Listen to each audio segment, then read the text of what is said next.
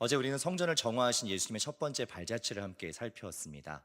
종교적인 권력과 탐욕으로 얼룩진 이방인의 뜰을 다 뒤엎으시고 성전이 가지는 본질, 하나님을 만나고 생명을 살리는 그 일이 일어나야 한다라는 것을 예수님께서 말씀하셨죠. 오늘은 부자와 과부의 헌금에 대해 말씀하시는 예수님의 가르침을 함께 살펴볼 텐데요. 이를 통해서 우리가 참으로 주님께 드려야 할 것이 무엇인가 하는 것을 깊이 발견하시는 은혜의 시간 되기를 주님의 이름으로 축원합니다. 오늘 본문은 예수님께서 성전 안에 있는 어느 한 곳에 조용히 앉아서 사람들을 지켜보시는 장면으로 시작됩니다. 우리 41절 상반절의 말씀을 함께 읽겠습니다. 예수께서 헌금함을 대하여 앉으사 무리가 어떻게 헌금함에 돈 넣는가를 보실세. 아멘. 예수님께서는 성전 안에 있는 헌금함을 바라보시며 앉으셨습니다. 그 당시 예루살렘 성전에 여인의 뜰이라고 하는 곳이 있었는데 거기에는 나팔 모양으로 생긴 13개의 헌금함이 놓여 있었다고 합니다. 입구는 굉장히 좁고요. 아래는 넓은 놋쇠로 만든 모양의 헌금통이었다고 합니다. 그래서 사람들이 거기에 동전을 집어넣으면 동전의 재질과 무게에 따라서 굉장히 선명하게 쨍그랑 하는 소리가 성전들에 울려 퍼질 수 있도록 설계를 했다는 겁니다. 그래서 헌금함에 떨어지는 그 동전 소리만으로도 저 사람이 얼마나 헌금을 내는지, 얼마나 무거운 금화와 은화를 넣었는지를 단번에 알 수 있는 구조를 가지고 있었다고 합니다. 예수님은 지금 그 헌금함 앞에서 앉으셔서 사람들이 어떻게 헌금을 하는가 하는 것을 유심히 지켜보고 계셨습니다. 주님은 무엇을 그렇게 유심히 보셨던 것일까요? 단순히 누가 얼마를 어떻게 헌금하는가 하는 것을 보셨던 것일까요? 그렇지 않습니다. 주님께서는 헌금하는 사람들의 모습을 통해서 그 당시의 제자들에게 또 오늘 우리에게 분명히 말씀하시고자 하는 중요한 메시지가 있었던 것이죠. 예수님 함께 있는 제자들에게 그곳에 헌금하는 두 부류의 사람들에 대해서 이야기하기 시작합니다. 서기관으로 대표되는 부유한 종교 지도자들과 그 당시 유대인들의 문화 속에서 가장 비천한 부류였던 과부였습니다.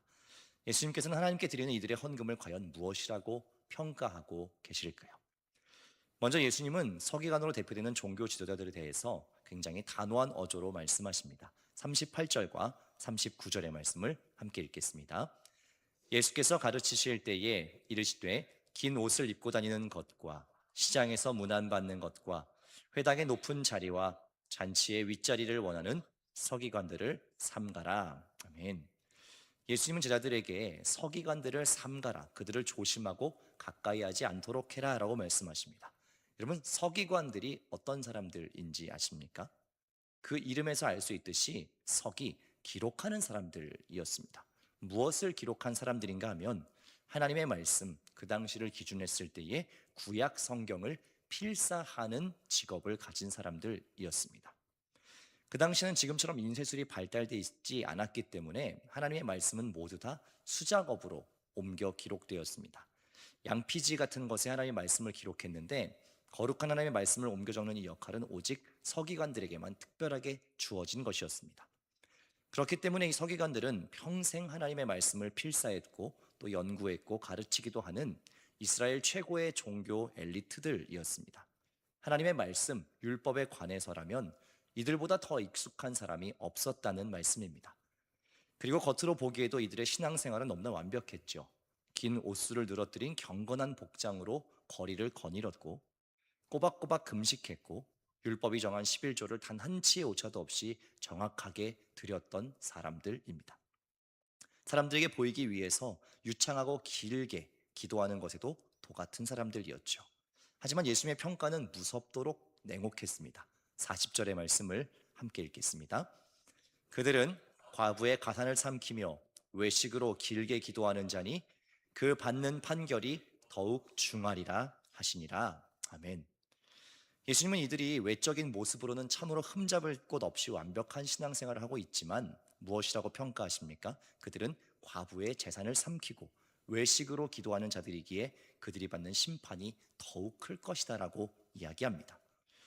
이들은 왜 예수님으로부터 이런 평가를 받았을까요? 이들의 가장 치명적인 문제는 무엇이냐면 수십 년간 신앙의 연륜이 쌓이고 성전의 모든 시스템과 말씀에 너무나 익숙해진 나머지 하나님을 향한 진실한 사랑과 경외함이 없이도, 즉 마음의 중심이 텅 비어 있어도 얼마든지 예배할 수 있고 기도할 수 있고 헌금할 수 있는 사람이 되어버렸다라는 것에 있습니다.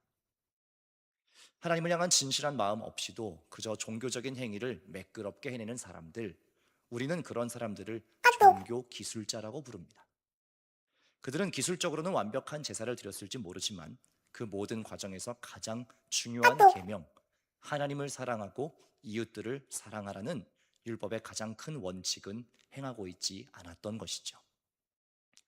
그런데 바로 그때 화려한 옷을 입은 서기관들과 부자들이 무거운 은하와 금화를 짤랑거리며 자랑스럽게 헌금하고 지나간 그 자리에 한 가난한 과부가 조용히 다가옵니다. 그녀는 누군가의 눈에 띄는 것조차 부끄러운 듯이 재빨리 헌금함에 무언가를 넣고 사라졌습니다. 그녀가 헌금함에 넣은 것은 2렙돈이었죠. 렙돈은 그 당시 유대 사회에서 통용되던 가장 작고 가벼운 구리 동전이었습니다.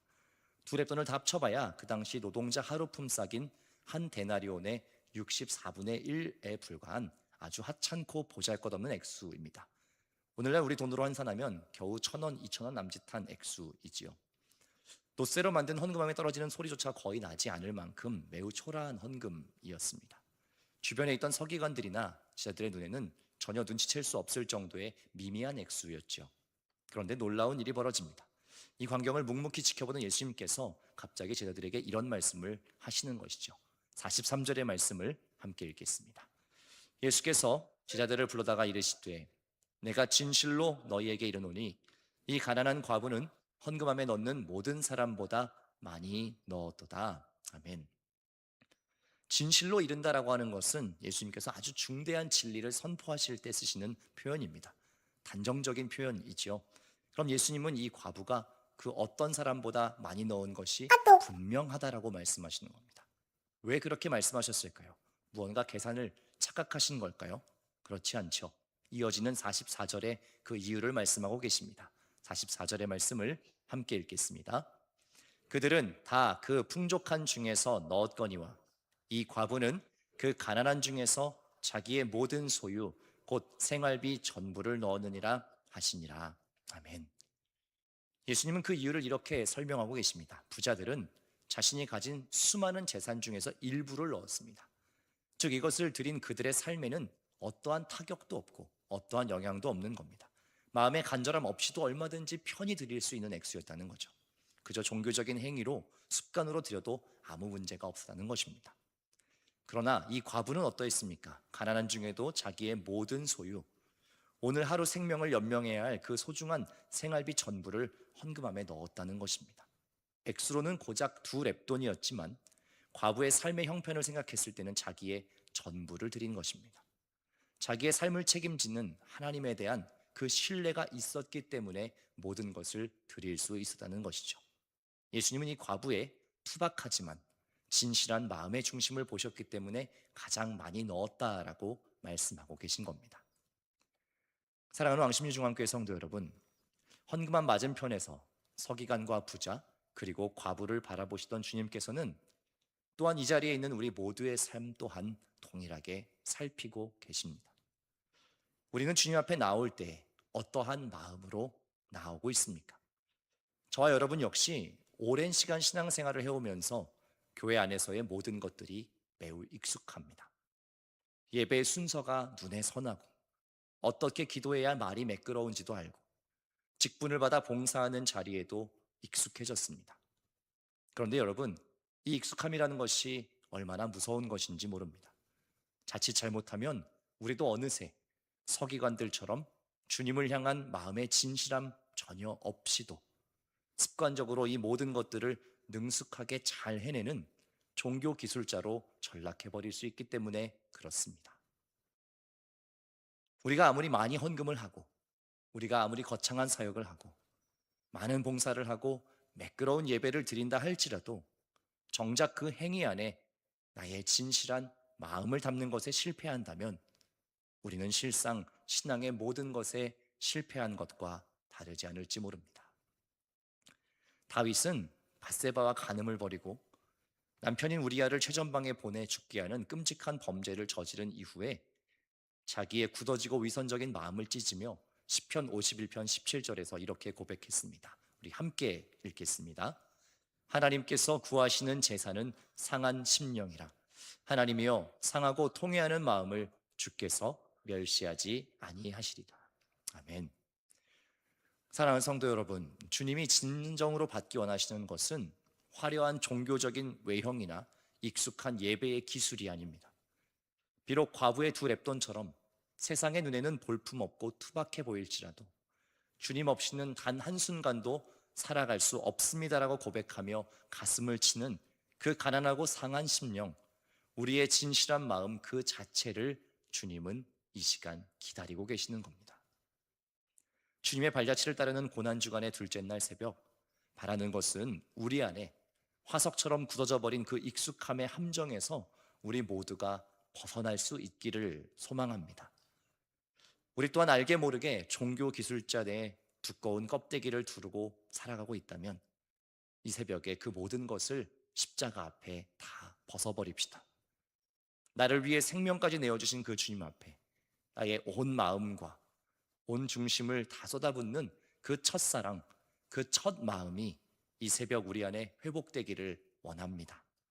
그리하여서 여러분들이 올려드리는 이 새벽의 기도, 그리고 남은 고난주간의 모든 시간들이 온전한 마음으로 주님을 사랑하는 참된 예배자의 걸음이 될 수 있기를 주님의 이름으로 축원합니다. 아멘.